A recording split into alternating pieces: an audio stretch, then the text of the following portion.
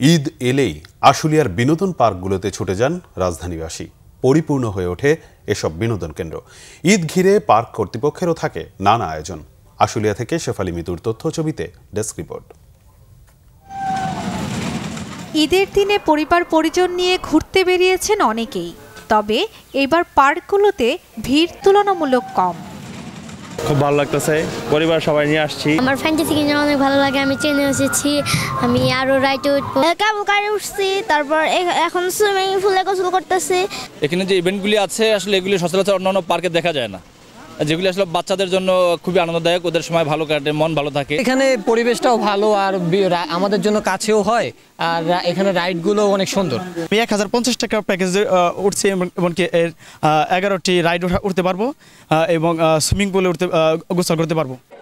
ঈদের দর্শনার্থী টানতে বিভিন্ন রাইড চড়াসহ দুপুরে খাবারের ব্যবস্থা পর্যন্ত রেখেছেন পার্ক কর্তৃপক্ষ। আমাদের নন্দন পার্ক না, সব জায়গা থেকেই ভিজিটর নিয়ে আসা একটা চ্যালেঞ্জিং হয়ে গেছে। তো আমাদের পার্কের ব্যাপারটা হচ্ছে খুবই ন্যাচারাল পার্ক।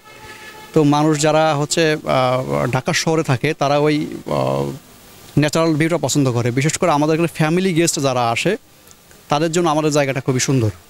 ফ্যান্টাসি কিংডমেও রাখা হয়েছে নানা চমক। দর্শনার্থীদের বিভিন্ন ধরনের ঈদ উপলক্ষে বিভিন্ন ধরনের প্যাকেজ দিয়েছি। ফুড সহ প্যাকেজ, ফুড ছাড়া প্যাকেজ, শুধু প্রবেশের প্যাকেজ, এই ধরনের বিভিন্ন ধরনের প্যাকেজ দেওয়া দর্শনার্থীরা খুব মজা পাবে। ওয়াটার কিংডমে এবার এসে তারা জায়ান্ট স্ক্রিনে বা ডিজে শো দেখতে পাবে আর কি। ঈদের পরদিন শুক্রবার থেকে দর্শনার্থীদের সংখ্যা বাড়বে বলে আশা পার্ক কর্তৃপক্ষের। এজন্য রয়েছে প্রয়োজনীয় নিরাপত্তা ব্যবস্থাও। Bangla vision news desk.